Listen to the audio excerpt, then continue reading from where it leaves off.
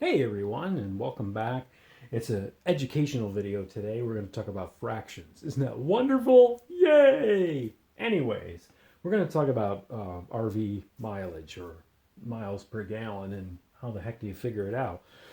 Well, I've been figuring it out for some time, and this trip was one that I wanted to at least be a little bit more careful with figuring out how much fuel I'm using and how many miles I'm going because, as you know, I've done that engine bay cleanup. So, what I've done here is I've recorded down on this wonderful whiteboard some of the info that I had from our recent trip on Memorial Day weekend. So, without much more delay, I'm going to just let you know that, okay, so we've got four legs that we used. We recorded how much gas we put in, how much was used, and how many miles we went.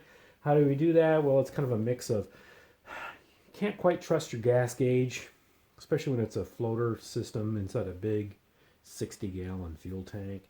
Because if you're going up, down, whatever, you got to kind of let it sit stationary and let it, settle down so you know exactly where it's setting.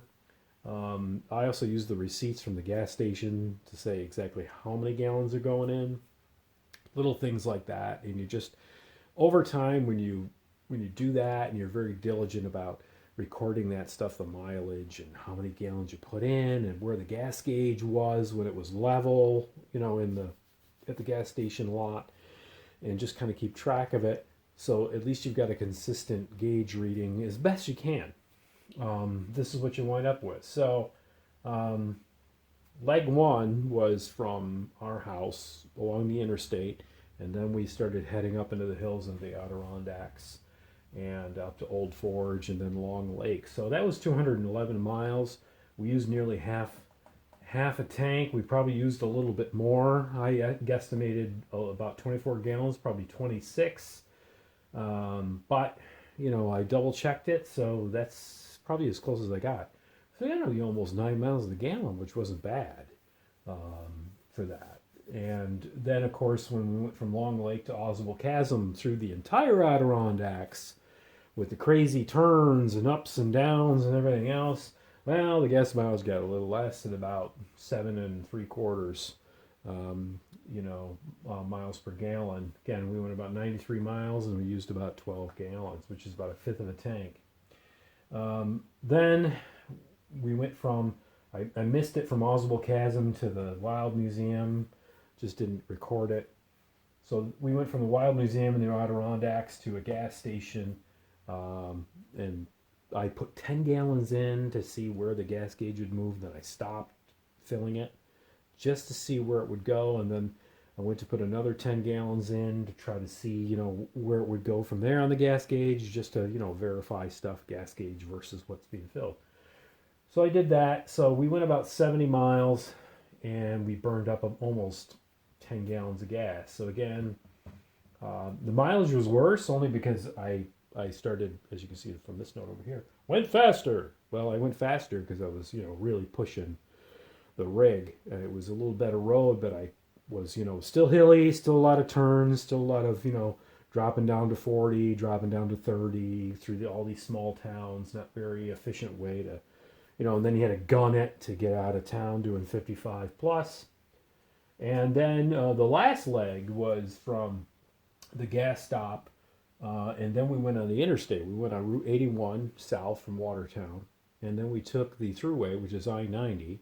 It's all interstate, from there to home. And that's when I saw the biggest improvement in gas mileage because again the grades weren't, they're controlled by, the state DOT. They don't make you do some crazy hill climbs. Some of them are a little aggressive, but compared to the Adirondack roads, they were nothing. So we went 132 miles plus, and we burned up about just under 15 gallons, and we wound up with about just over 9 miles to the gallon. Which you think, damn, that sucks. Well, it sucks if you get a Prius, maybe, but if you're driving, nearly 5+ ton home on wheels with people in it and luggage and food and who knows what else, it's not such a bad deal. So that's pretty good. So I want to zoom around here and get you to my screen. This was the what they called Road Trip 2.0. You can see it right up there, Road Trip 2.0. This was a 3,250 mile road trip, okay, that we had done, Florida and back and all that good stuff. And I had recorded all this, you know, all these gas stops and everything else, and I don't know why it's not focusing, but okay. So the average for that was about just under 6 miles to the gallon, as you can see there.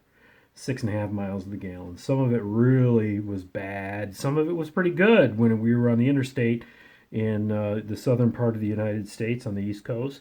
We were on I-95, and it says carb working great, flat terrain, and yeah, we were going pretty quick. But at the same token, we were also getting pretty good mileage there, so that was cool. So, you know, from that standpoint, there's definitely been an improvement in the way the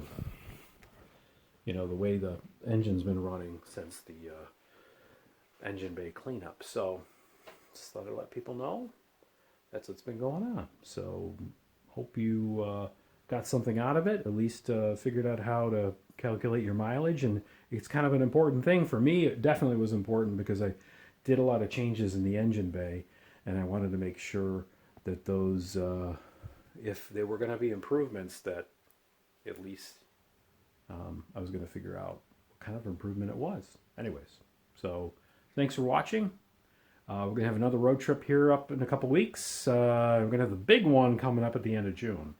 So that should be very interesting, figuring out what kind of mileage we get on that. But anyways, that's the romantic part of the travel videos, isn't it? Anyways, hope you enjoyed the math and the fractions, and I'll be seeing you on the road. And also, happy, safe, and healthy RVing. Take care.